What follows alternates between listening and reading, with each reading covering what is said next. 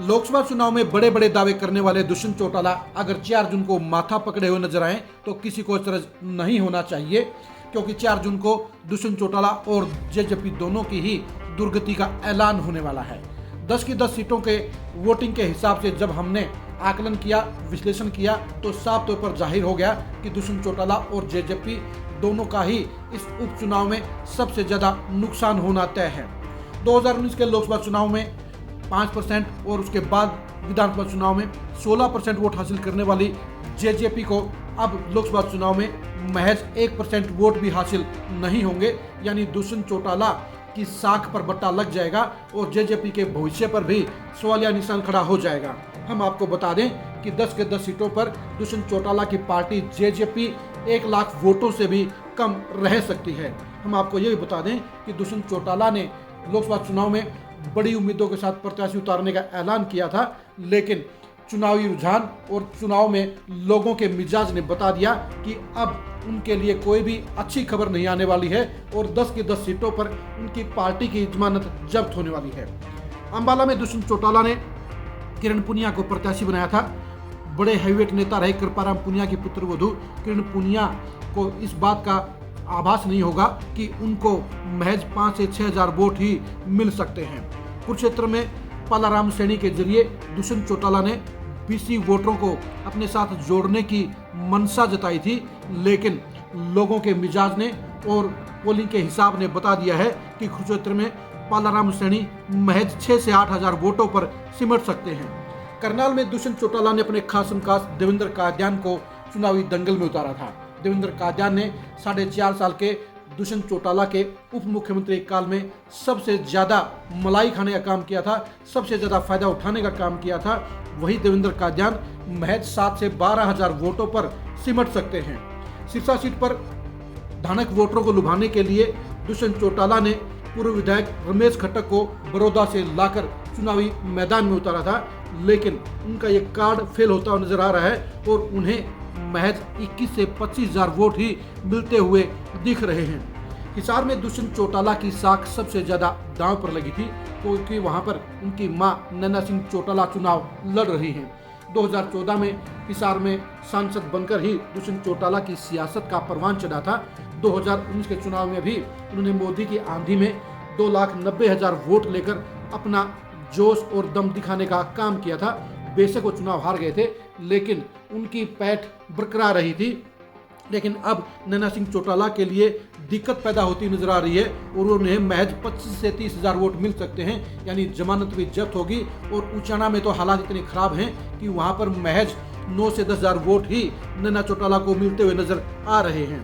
रोहतक में भी दुष्यंत चौटाला ने अपने खासम खास पैसादार युवा इकाई के अध्यक्ष रविंद्र सांगवान को चुनावी दंगल में उतारा था।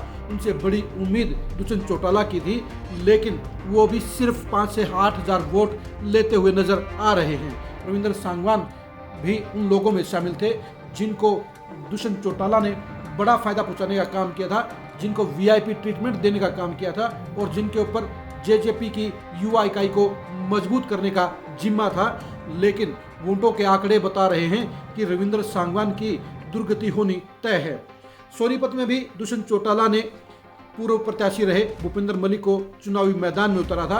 वो बड़ौदा से चुनाव लड़े थे और 35,000 वोट हासिल करके उन्होंने अपनी चमक दिखाने का काम किया था। इस बार भी दुष्यंत चौटाला को ये लगता था कि वो अगर बड़ौदा हल्के में भूपेंद्र मलिक अच्छे वोट ले गए तो उनकी पार्टी के ठीक वोट आ सकते हैं, लेकिन भूपेंद्र मलिक की भी इस चुनाव में साख खराब होती हुई नजर आ रही है। उन्होंने लोकसभा का चुनाव लड़कर अपने पैरों पर कुल्हाड़ी मार ली है और क्योंकि उन्हें महज 9 से 12 हजार वोट मिलने की तस्वीर बन रही है।